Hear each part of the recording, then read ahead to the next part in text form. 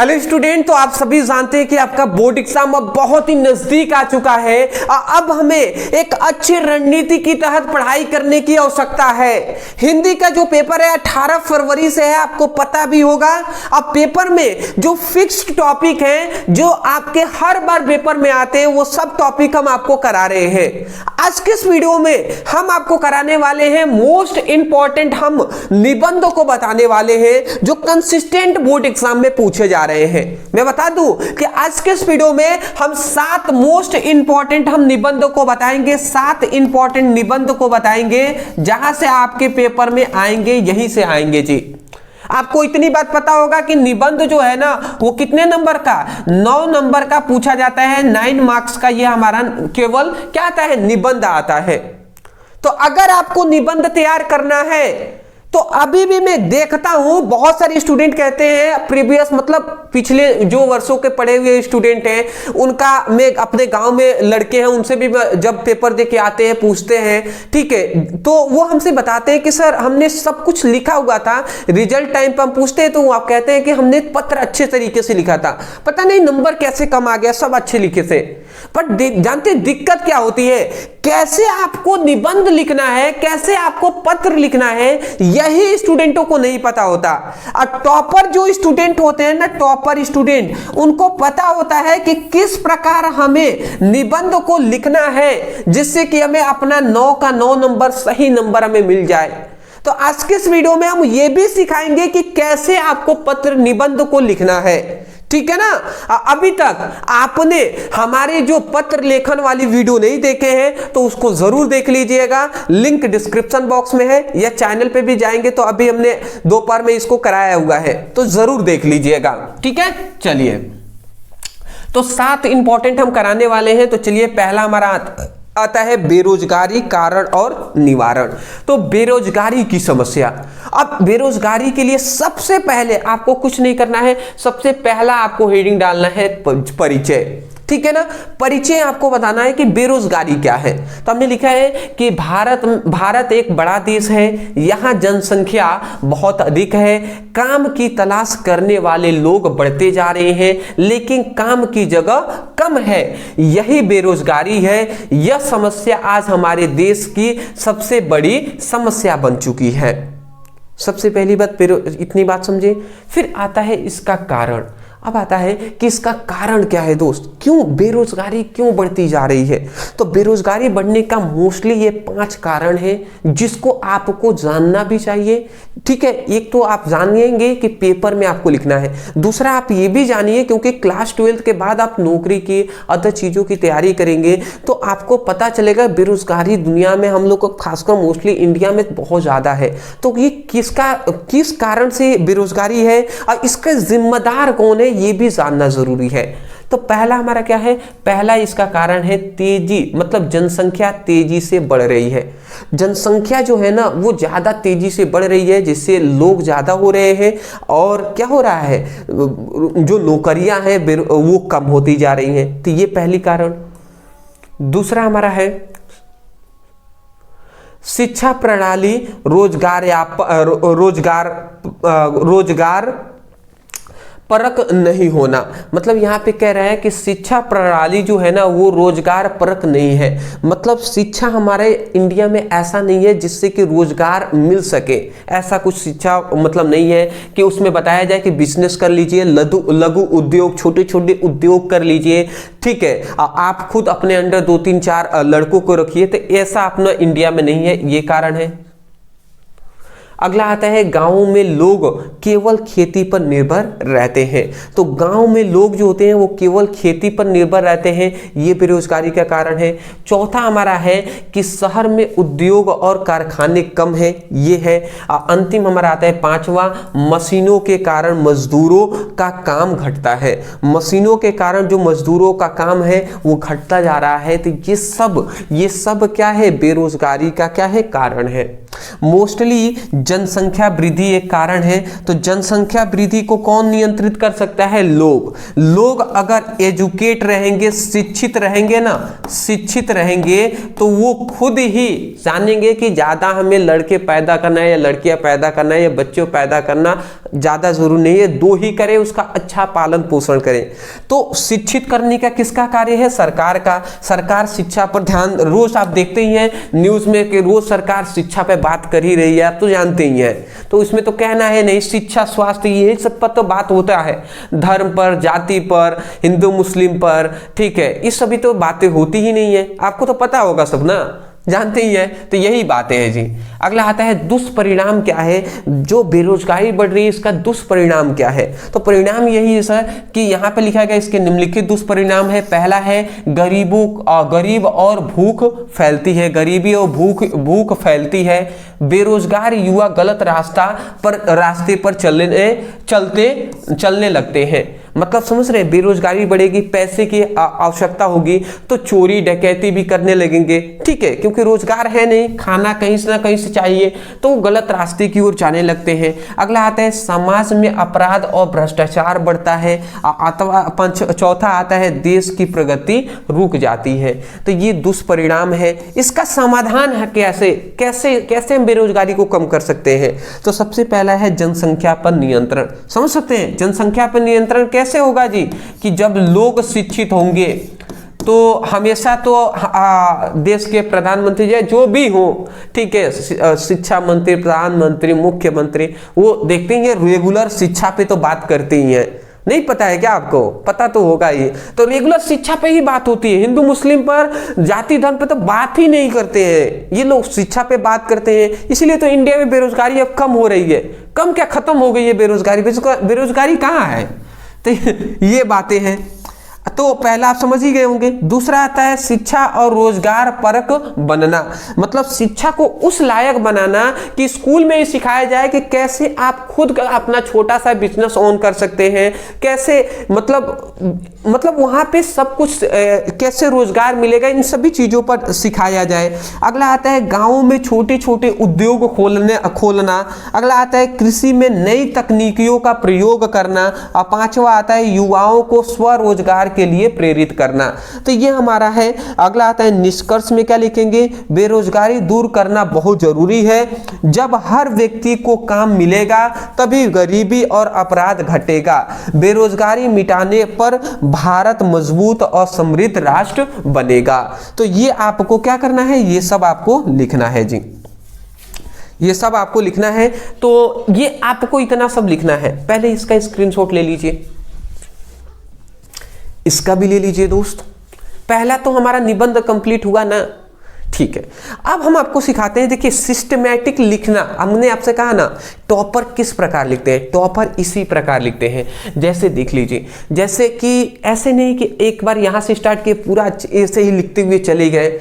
दो स्टूडेंट क्या करते हैं ना, 2-3 पेज पूरा भर देंगे, तो उससे फायदा नहीं है, नंबर नहीं मिलते हैं। इस तरीके से सिस्टमैटिक लिखेंगे, पहले परिचय फिर कारण। देखिए पॉइंट वाइज में अगर आप लिखते हैं तो टीचर को समझ में आता है कि हाँ स्टूडेंट पढ़ा हुआ है, समझ रहा है बातों को, तो वो आराम से आपको 9 नंबर है तो 9 में 9 नंबर दे देंगे। समझ पा रहे हैं? तो इस तरीके से लिखना है। चलिए आते हैं हम अपने दूसरा इंपॉर्टेंट जो हमारे बोर्ड एग्जाम में लगभग हर बार पूछा जाता है, वो है पर्यावरण प्रदूषण की समस्या और समाधान। प्रदूषण की समस्या इस समय की बहुत ही खतरनाक समस्या बन चुकी है हमारे देश के लिए, मोस्टली दिल्ली वालों के लिए। दिल्ली में तो मतलब बहुत ज्यादा, दिल्ली महाराष्ट्र यहाँ पे प्रदूषण है बहुत ज्यादा हाई हो गया है, ठीक है। और क्या ही कहा जाए, प्रदूषण का हाल। अगला आता है भूमिका। अब प्रदूषण क्या है जी? तो पर्यावरण वह है, ठीक है, पर्यावरण वह है जिसमें हम रहते हैं, ठीक है ना। मतलब पर्यावरण वह है जिसमें हम रहते हैं, जहां पर क्या है, हवा है, पानी है, पेड़ पौधे हैं, पशु पक्षी हैं और मनुष्य हैं। तो पर्यावरण में ये सब कुछ सभी चीजें आ जाती हैं। फिर यहाँ पे लिखा गया स्वच्छ पर्यावरण से ही जीवन सुखमय बनता है। लेकिन आज का सबसे बड़ा संकट है पर्यावरण प्रदूषण। जब हवा, पानी और मिट्टी में गंदगी और हानिकारक तत्व मिल जाते हैं तो उसी को प्रदूषण कहते हैं। समझ रहे हैं? जब हवा में, पानी में, मिट्टियों में जो हानिकारक तत्व मिल जाते हैं, ठीक है, तो उसी से प्रदूषण, उसी को प्रदूषण कहते हैं। जैसे हवाओं में जहरीली गैसें मिल जाती हैं, जो बड़ी बड़ी फैक्ट्रियों से जहरीली गैसें निकलती हैं, तो हवा प्रदूषित होता है। तो इस तरीके से बहुत सारे कारण से प्रदूषण होता है। मोस्टली आप प्रदूषण को समझ गए ना, तो भूमिका में या परिचय में इतनी बेसिक बात आपको देना जरूरी है, ठीक है। उसके नीचे आप क्या लिखेंगे कि प्रदूषण का प्रकार और कारण। तो इससे हमें प्रकार भी पता चलेगा, कारण भी क्या क्या है ये पता चलेगा।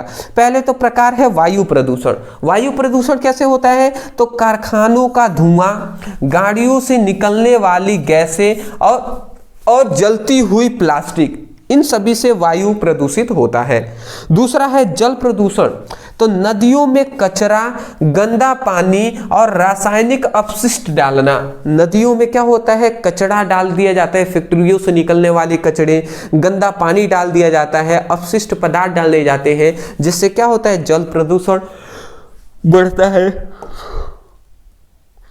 अगला आता है हमारा भूमि प्रदूषण। भूमि प्रदूषण कैसे होता है?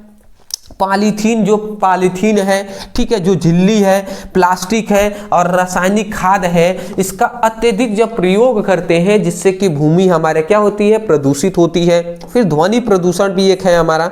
ध्वनि प्रदूषण का मतलब लाउड स्पीकर और गाड़ियों के शोर से क्या होता है? गाड़ियों के शोर से क्या होता है? शोर और पटाखे, मतलब लाउड स्पीकर से, गाड़ियों के शोर से और पटाखों से क्या होता है? ध्वनि प्रदूषण होता है। तो ये हमने क्या बताया है? ये हमने बताया आपको ध्वनि प्रदूषण का कारण, ठीक है। सॉरी, मतलब इन सभी का हमने बता दिया। या तो आप लिख दीजिए प्रदूषण के प्रकार, या प्रदूषण के प्रकार ना लिखकर प्रदूषण का कारण लिख दीजिए, या ऐसे ही लिख दीजिए प्रकार और कारण। यहाँ से प्रकार भी पता चल रहा है, कारण भी कैसे हो रहा है, कैसे प्रदूषित हो रहे हैं सब चीजें, ये भी हमें पता चल रहा है। तो इतना आपको देखिए एक सिस्टमैटिक हमने लिखा हुआ है, ऐसे ही लिखेंगे। फिर आप लिखेंगे कि प्रदूषण का दुष्परिणाम क्या है, क्या इसका इफेक्ट है जी। तो मनुष्य बीमारियों, जैसे मनुष्य जो है वो बीमारियों से पीड़ित होता है, जैसे दामा, कैंसर, हृदय रोग, इस तरीके से। फिर पेड़ पौधों और पशु पक्षियां नष्ट हो जाते हैं। फिर नदियों और जमीनों क्या होती है? प्रदूषित होकर खेती को नुकसान पहुंचाती हैं। धरती का संतुलन बिगड़ जाता है और जलवायु परिवर्तन की समस्या आती है, ठीक है ना। तो ये सभी समस्याएं हैं जी। क्या होते हैं? इसका मतलब दुष्परिणाम है। फिर अब इसका समाधान, दुष्परिणाम का मतलब है समस्या, ठीक है। समस्या आपने जान लिया, क्या क्या मतलब हानि होगा हमें। अब समाधान जान लेते हैं। देखिए प्रदूषण तो बढ़ रहा है, ये तो बात सही है। अब हम कैसे ठीक कर सकते हैं? तो ठीक करने के सबसे ज्यादा हमें जानना चाहिए। तो ठीक करना सबसे पहला है कि अधिक से अधिक वृक्ष लगाएं और वनों की कटाई रोकें। आप तो देख ही रहे हैं, अगर आपको पता होगा हमारे देश में, तो हमारे देश में मतलब वनों की कटाइयां तो बिल्कुल रुक गई है। कहीं वन कटे रह रहे हैं, ठीक है, कहीं भी वन नहीं काटा जा रहा है। अभी आपको पता चला होगा बिहार में लगभग कई सौ एकड़, लगभग 10 लाख पेड़ों को मतलब काटने से रोक दिया गया। कहां कटे हैं जी? नहीं कटे हैं, पता तो है ना आपको। 10 लाख पेड़ वैसे को वैसे अभी जाएंगे तो आपको दिखेगा 10 लाख पेड़ कई एकड़ों में फैले हुए थे, वो सरकार ने बचा लिया उसको, ठीक है। अभी आपने देखा होगा कि बड़े बड़े पर्वतों जो हैं, वो पर्वतों पे बात चल रही थी तो उसको तोड़ने से रोका गया, नहीं तोड़ने दिया गया, ठीक है। लाखों जंगल, ऐसे बहुत सारे मतलब जंगल हैं, उन सभी को बचाया गया। पता तो सब चल ही रहा होगा आपको। ऐसे ऐसे तो मतलब पेड़ तो बिल्कुल कट ही नहीं रहे अपने इंडिया में। पेड़ को तो बहुत सुरक्षित रखा जा रहा है, पता तो चल ही गया होगा आपको सब कुछ है। तो ये बातें हैं। अब फैसला आपको करना है कि क्या हो रहा है। कुछ अंधभक्त भी होंगे तो इसलिए मैं ऐसा बोल रहा हूँ कि उनको दिक्कत ना हो। वैसे हमारे जो स्टूडेंट है ना, वो अंधभक्त नहीं है, इतना तो मैं विश्वास के साथ कह सकता हूँ, क्योंकि हमारे जो स्टूडेंट हैं वो एजुकेटेड हैं जी, वो पढ़े लिखे हैं, सही और गलत का फैसला लेना वो जानते हैं। वो जानते हैं कि क्या हमारा सही है, क्या हमारा गलत है। अब वो अंधभक्ति कभी करते नहीं है, ये हमें सुनकर अच्छा लगता है। जो गलत है उसको हम गलत कहेंगे और जो सही है उसको सही कहेंगे। सीधी बात हम करते हैं दोस्त। अगला आता है गाड़ियों और कारखानों से निकलने वाले धुएं को नियंत्रित करना। फिर आता है नदियों और तालाबों को कचड़ों से बचाना, तब जाकर जो जल है वो प्रदूषित नहीं होगा। पॉलीथीन और प्लास्टिक का प्रयोग कम करना, ठीक है। लोगों में पर्यावरण संरक्षण का जागरूकता फैलाना, ठीक है ना। तो पर्यावरण की सुरक्षा के लिए जागरूक करना, ये सब समाधान है जी। अगला आता है उपसंहार, मतलब निष्कर्ष क्या है, तो पर्यावरण प्रदूषण आज पूरी दुनिया की समस्या है। यदि इस समस्या पर नहीं रोका गया तो आने वाली पीढ़ियों का जीवन संकट में पड़ जाएगा। हमें संकल्प लेना चाहिए कि स्वच्छ पर्यावरण स्वस्थ जीवन, स्वच्छ पर्यावरण होगा तो स्वस्थ जीवन होगा। तो ये बातें हैं जी, मैं आशा करता हूं आप समझ के होंगे। तो ये हमारा दूसरा था जी पर्यावरण प्रदूषण। स्क्रीनशॉट आप पहले ले लीजिए, ले लिए ना दोस्त, अच्छी बात है, इसको भी ले लीजिए। क्या बात है, बहुत अच्छी बात है जी। अगला हमारा तीसरा हमारा आता है जो है बेटी बचाओ बेटी पढ़ाओ, ठीक है। गलत नहीं समझिएगा, बेटी बचाओ बेटी पढ़ाओ, ऐसा नहीं कि मोदी जी वाला कह देना है, ठीक है ना। मोदी जी ने क्या कहा था आपको पता ही होगा, चलिए उस पर हम नहीं जाते हैं। तो कभी कभी निकल जाता है, वैसे उनकी गलती नहीं थी, वो कभी कभी हो जाता है कि मुंह से निकल जाती हैं, ठीक है ना। तो बेटी बचाओ और बेटी पढ़ाओ, ये बहुत अच्छा मतलब नारा दिया गया था और मैं दिल से इसका सम्मान करता हूं कि ऐसी सोच होनी भी चाहिए। केवल पेपर में या केवल बड़े बड़े बैनर लगाकर नहीं, बल्कि दिल में भी सम्मान होनी चाहिए, ठीक है। तो ये बातें हैं जी। तो इसके लिए ये बहुत बार पूछा गया है, देख लेते हैं। तो बेटा और बेटी दोनों ही ईश्वर का सुंदर उपहार है, लेकिन हमारे समाज में बेटों का महत्व दिया गया है और बेटियों को बोझ समझा गया है। यही कारण है कि कन्याएं भ्रूण हत्या ज्यादा जैसी बुरी प्रथा फैल गई और इस समस्या को खत्म करने के लिए सरकार ने बेटी बचाओ बेटी पढ़ाओ अभियान शुरू किया। मतलब दिल से मैं इसका सैल्यूट करता हूं, ये अच्छा काम हुआ है, ठीक है ना। बट इसको थोड़ा सा पेपर और मतलब जमीनी स्तर पर भी हो तो अच्छा रहता। अगला आता है बेटियां घर और समाज की शान होती हैं, वे माँ बहन और बहू बनकर परिवार को मजबूत बनाती हैं। यदि बेटियां ना हो तो समाज अधूरा हो जाएगा। इसीलिए सबसे पहले हम बेटियों को जन्म से ही सुरक्षित रखना है और उन्हें सम्मान देना है। तो ये बातें हैं जी। अगला आते हैं बेटी पढ़ाओ। अब बेटी पढ़ाओ में क्या होगा, तो पढ़ाई से बेटियां आत्मनिर्भर बनती हैं, वे डॉक्टर इंजीनियर शिक्षक और अधिकारी बन सकती हैं। शिक्षित बेटियां घर और समाज दोनों को संभाल सकती हैं। पढ़ाई से उन्हें अपने अधिकारों की जानकारी मिलती है और वे आत्मविश्वास से जीवन जीती है, ठीक है ना। तो इतना आपको सबसे पहले ये लिखना है, बेटी पढ़ाओ बेटी बचाओ में इतना भी लिख देंगे ना आपका पूरा काम हो जाएगा। इससे ज्यादा आपको बस लिखना है तो उपसंहार थोड़ा लिख दीजिएगा कि बेटी बचाओ और बेटी पढ़ाओ केवल नारा नहीं है दोस्त, यही बात हम कह रहे हैं, केवल ये नारा नहीं है बल्कि समाज की जागरूकता है, ठीक है ना। समाज की जागरूकता है। हर परिवार को बेटियों को बराबरी का दर्जा देना चाहिए। जब बेटियां सुरक्षित और पढ़ी लिखी होंगी तभी देश तरक्की करेगा। सच है, बेटी है तो भविष्य है। तो ये आपको लिखना है जी। तो पहले आप इसका स्क्रीनशॉट ले लीजिए दोस्त। क्या बात है, अच्छे से आपने ले लिए ना। चलिए इसका भी ले लीजिए। चलिए तो एक एक करके हम देखेंगे जी। हम एक सिस्टमैटिक आपको लिखवा रहे हैं, ये इसी तरीके से सिस्टमैटिक आपको लिखना है और यहीं से पेपर में आएंगे, इसकी भी गारंटी मैं दे रहा हूं ना। अब क्या चाहिए आपको, अगला आता है भारत में जनसंख्या वृद्धि की समस्या। मतलब मैं कह सकता हूं मोस्ट इंपॉर्टेंट है, इसको जरूर तैयार कर लीजिएगा। भारत में जनसंख्या की समस्याएं हैं, तो सबसे पहले आपको क्या लिखना है, परिचय या भूमिका, ऐसे ही लिखना है। तो क्या लिखेंगे, भारत एक विकासशील देश है। क्या सच में है? भारत एक विकासशील देश है जहां जनसंख्या, मतलब जनसंख्या के अगर तौर पे देखा जाए तो सच में विकासशील है जी, ठीक है ना। तो भारत एक विकासशील देश है, यहाँ जनसंख्या बहुत तेजी से बढ़ रही है। जनसंख्या वृद्धि आज हमारे देश की एक गंभीर समस्या बन चुकी है। बढ़ती हुई जनसंख्या के कारण देश के विकास की गति धीमी पड़ जाती है और अनेक सामाजिक और आर्थिक कठिनाइयां उत्पन्न हो जाती हैं।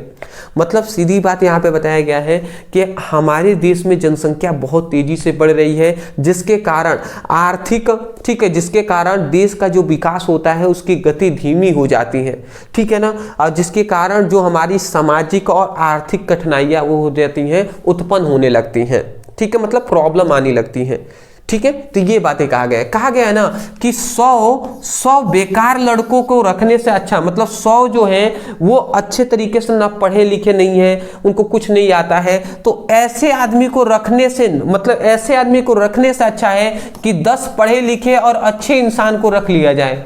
तो ये 10 जो पढ़े लिखे अच्छे इंसान जो अच्छा कार्य कर देंगे, वो ये 100 भी नहीं कर पाएंगे। तो इसलिए जनसंख्या पर निर्भर नहीं होता है, नहीं कहते हैं क्वांटिटी पे नहीं क्वालिटी पर मतलब फोकस करना चाहिए। तो वही बात है, यहाँ पे क्वालिटी है, यहाँ पे केवल क्वांटिटी है, क्वालिटी जीत जाएगा क्वांटिटी से। तो यही बात है जी। तो आशा करता हूँ आप समझ के होंगे। तो ये आपको बताना है, यहाँ पे इतना लिखने के बाद परिचय में फिर कारण बताना है, कारण कि जनसंख्या क्यों बढ़ती जा रही है, इसका कारण क्या है। तो हमने लिखा है जनसंख्या वृद्धि के कई कारण है। कौन कौन सा? सबसे पहला है अशिक्षा इसका प्रमुख कारण है। मतलब शिक्षित न होना जनसंख्या वृद्धि का सबसे पहला कारण है। तो शिक्षित कैसे होंगे जी? जब स्कूल में टीचर होंगे, स्कूल अच्छा होगा, स्कूल शिक्षा का प्रमोशन किया जाएगा, प्रचार करेंगे, बड़े बड़े नेता प्रचार करेंगे, मोटिवेट करेंगे, हर बार हर प्रेस कॉन्फ्रेंस पे बातें करेंगे, तब ना शिक्षा स्वास्थ्य ये सब बनेगा जी। तो क्या आपने कभी सुना है जी? हम तो नहीं सुनते, सच कहे ना दिल से, तो हम कभी भी नहीं सुनते हैं कि कोई बड़ा नेता हो वो उठकर शिक्षा स्वास्थ्य पर बात कर रहा है। जो सत्ता में है वो तो करते ही नहीं है।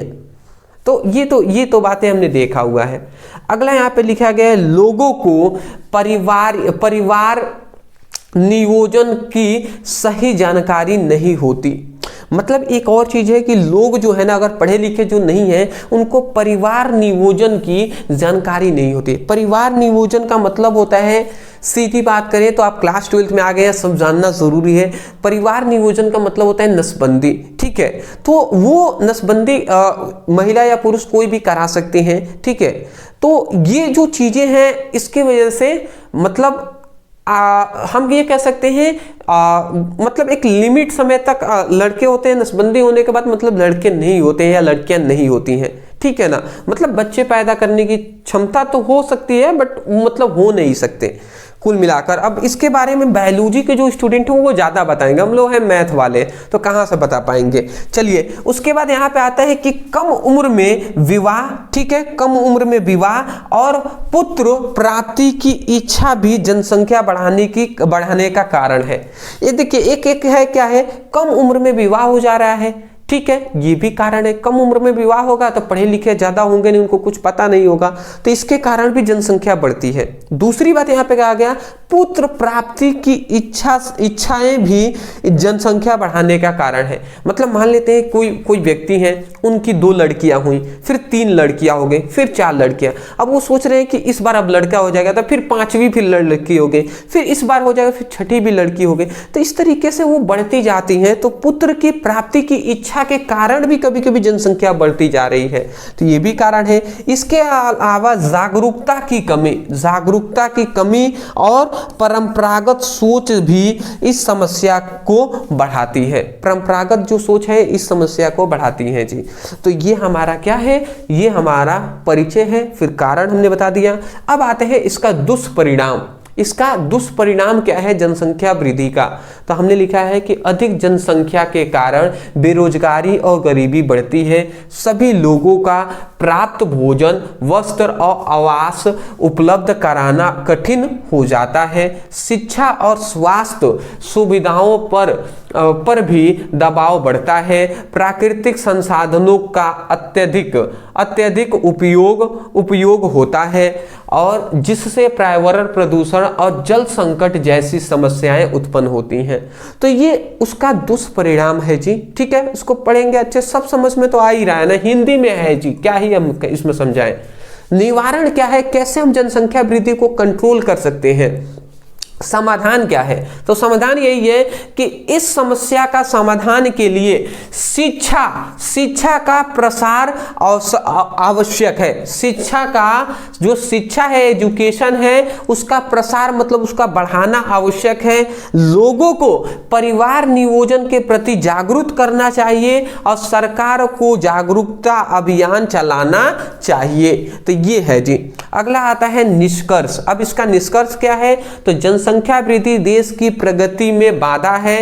यदि हम समय रहते प्रयास करें तो इस समस्या पर नियंत्रण पाया जा सकता है। ठीक है ना, अगर हम इस पर ध्यान दें तो इस समस्या का हम क्या कर सकते हैं, इस समस्या पर समाधान हम पा सकते हैं। तो ये है जी जनसंख्या वृद्धि। स्क्रीनशॉट आप ले लीजिए, क्या बात है। चलिए इसको भी ले लीजिए। अब ये हमारा कंप्लीट होता है। तो अभी तक हमने क्या देख लिया? चार हमने देख लिया ना। पांचवा हमारा इंपॉर्टेंट आता है आतंकवाद। अब आतंकवाद जो है ना, आतंकवाद की समस्या और समाधान, इसको भी देख लेते हैं, बहुत बार पूछा गया है। तो यहाँ पे हमने लिखा है भूमिका। अब भूमिकाएं में हमने क्या लिखा है कि आज का युग विज्ञान और प्रगति का युग है, लेकिन इसके साथ साथ कई समस्याएं भी बढ़ी हैं। उसमें से सबसे बड़ी समस्या है आतंकवाद। आतंकवाद का अर्थ है डर और हिंसा फैलाकर अपने उद्देश्यों को पूरा कराना। डर और हिंसा का क्या करना? डर और हिंसा को फैलाकर अपना जो उद्देश्य है उसको पूरा कराना, यही आतंकवाद है। यह समस्या केवल भारत नहीं बल्कि पूरे विश्व के लिए खतरा बन गया है। ठीक है ना, बन गई है। तो ये आपको सबसे पहले भूमिका लिखना है। फिर आता है आतंकवाद की स्थिति। अब आतंकवाद की स्थिति क्या है? तो यहाँ पे लिखा गया है कि आतंकवादी समूह बम धमाकों, गोलीबारी और हिंसक गतिविधियों द्वारा आम जनताओं को निशाना बनाते हैं। वे देश की शांति और एकता को नष्ट करना चाहते हैं। जम्मू कश्मीर, दिल्ली, मुंबई जैसे स्थानों पर आतंकवादी हमले हो चुके हैं। इनसे देश को भी भारी जान माल का नुकसान हुआ है। ठीक है, तो ये मतलब आतंकवाद की स्थिति हमने बता दिया। हेडिंग में लिखना है, सब हेडिंग डालकर लिखना है। फिर अब इसका कारण हम जानेंगे। कारण हमने छोटे में स्पष्ट लिखा हुआ है। कारण क्या है? धार्मिक कट्टरता और अगलावादी सोच। सबसे पहले नहीं कहते हैं हम कट्टर हैं जी, कट्टर मुस्लिम है, कट्टर हिंदू है।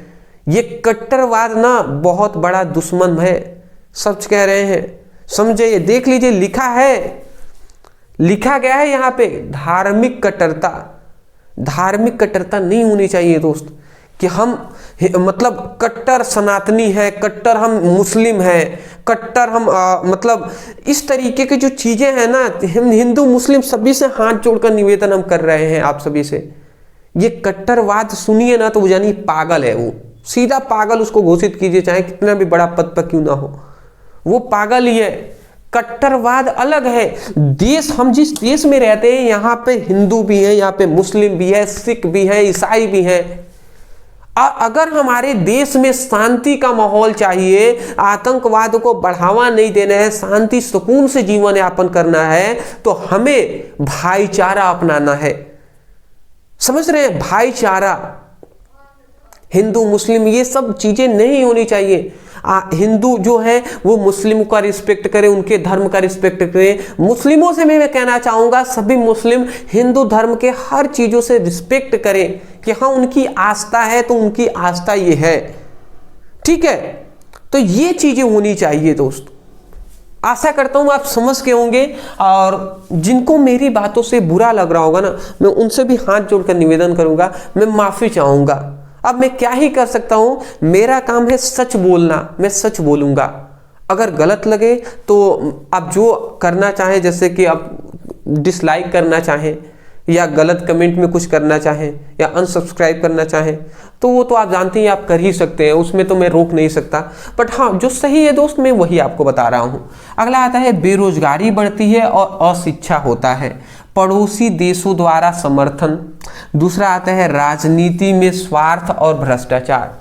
देखिए, आतंकवाद का कारण क्या है? राजनीति में स्वार्थ भी और भ्रष्टाचार भी आतंकवाद को बढ़ाता है। अगला आता है दुष्परिणाम, इसका क्या है?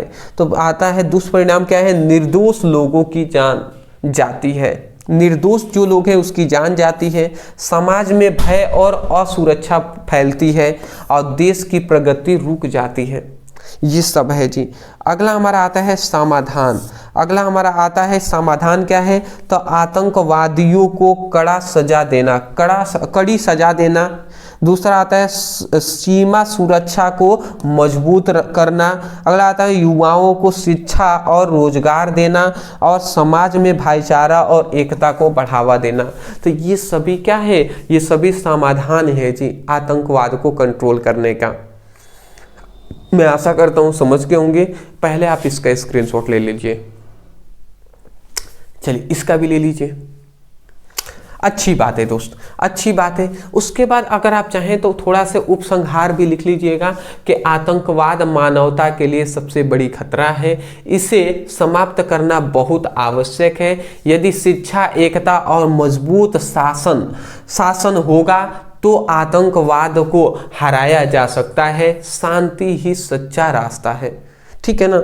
ये कट्टरतापन वाला छोड़िए, शांति ही सही रास्ता है। यहाँ पे मतलब सब लिखा गया है दोस्त। ये सब एजुकेशन में, यही तो एजुकेशन सिखाता है, ठीक है? क्या सही है क्या गलत है, यही तो सिखाना इसका कर्तव्य है ना। एजुकेशन आपको सिखा रहा है।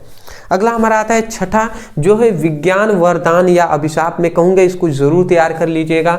देख लीजिए यहाँ पे हमने परिचय में क्या लिखा है? विज्ञान आधुनिक युग के सबसे बड़ी क्या है? बड़ी देन है, ठीक है ना। आज का युग विज्ञान का युग कहलाता है। विज्ञान ने मानव जीवन को सरल, सुगम और तेज बना दिया है। हर क्षेत्र में विज्ञान का प्रभाव दिखाई देता है। अगला आता है विज्ञान के वरदान क्या है? तो विज्ञान ने हमें अनेक सुविधाएं दी हैं। बिजली, पंखा, कंप्यूटर और मोबाइल जैसी वस्तुएं विज्ञान की देन है। चिकित्सा के क्षेत्र में विज्ञान ने अद्भुत प्रगति की है। नई दवाइयों और मशीनों से कठिन रोगों का इलाज संभव हुआ है।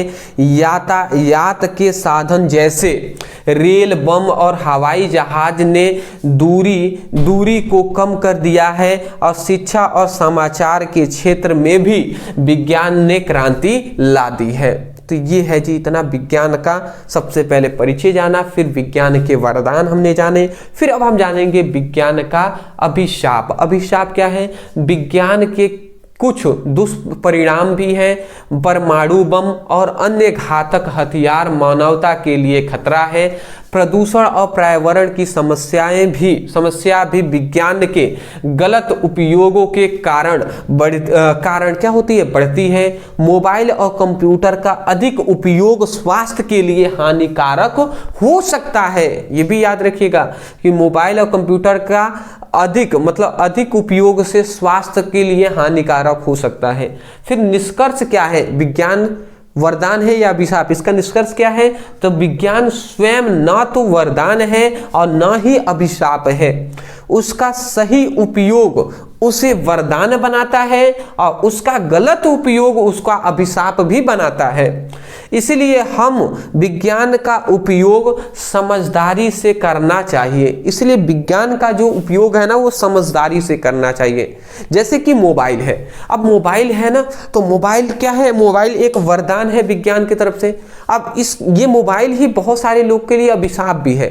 मोबाइल से लोग मोटिवेशनल वीडियो देख रहे हैं, एजुकेशनल वीडियो देख रहे हैं, मोबाइल से लोग सही रास्ते की ओर जा रहे हैं, मोबाइल से कैसे अमीर बनना है, कैसे स्पिरिचुअलिटी की ओर बढ़ रहे हैं। तो ये सभी चीज़ें मोबाइल से अच्छी चीज़ें सीख रहे हैं, तो उनके लिए तो अच्छा है। मोबाइल से लोग गेम भी खेल रहे हैं, मोबाइल से दिन दिन भर वो रील देख रहे हैं, दिन दिन भर अपना पूरा समय व्यस्त करा दे रहे हैं, ठीक है, जुआ भी मोबाइल से खेल रहे हैं। तो इसके वजह से उनके लिए वो अभिशाप बन गया है मोबाइल। तो ये बातें हैं जी, तो वरदान भी है, अभिशाप भी है। मोस्टली इंपॉर्टेंट है कि आप इसका उपयोग करते कैसे हैं, ये ज्यादा जरूरी है। ठीक है, चलिए, तो आप सबसे पहले इसका स्क्रीनशॉट ले लीजिए ना। चलिए, इसको भी ले लीजिए।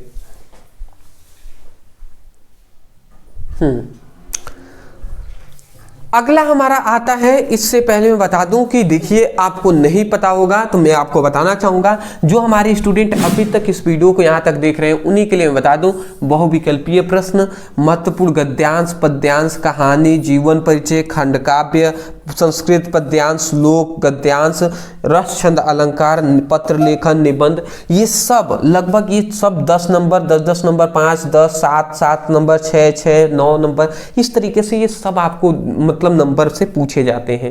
ये हिंदी का टॉपर नोट्स है, और ये टॉपर नोट्स में बता दूं तो ये टॉपर नोट्स मात्र 99 रुपए में हम सभी स्टूडेंटों को दे रहे हैं।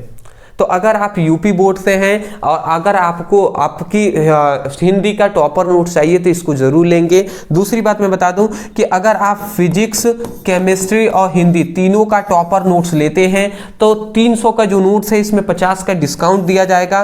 249 रुपए में फिजिक्स, केमिस्ट्री, हिंदी तीनों के टॉपर नोट्स मिल जाएंगे।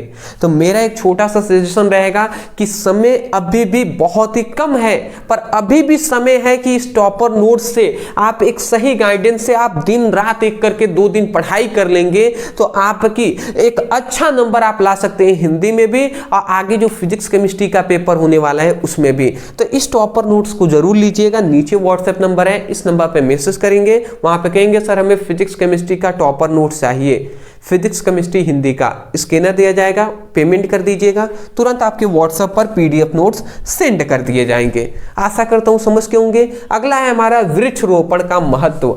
अब वृक्षरोपण का महत्व हमने क्या लिखा है, सबसे पहले भूमिका यहाँ पे दे दी है, ठीक है ना। उसके बाद हमने लिखा है वृक्षों का महत्व, हमने बताया है कि वृक्ष से हमें क्या क्या मतलब क्यों हमें इंपॉर्टेंट है जी, पेड़ पौधे। फिर वृक्षरोपण का आवश्यकताएं क्या है, क्यों हमें पेड़ पौधे लगाना चाहिए, इसके बारे में हमने बताया। फिर इसका निष्कर्ष क्या है, क्यों हमें पेड़ पौधे लगाना चाहिए, क्या बेनिफिट है क्या नहीं, ये सब हमने निष्कर्ष में बता दिए हैं।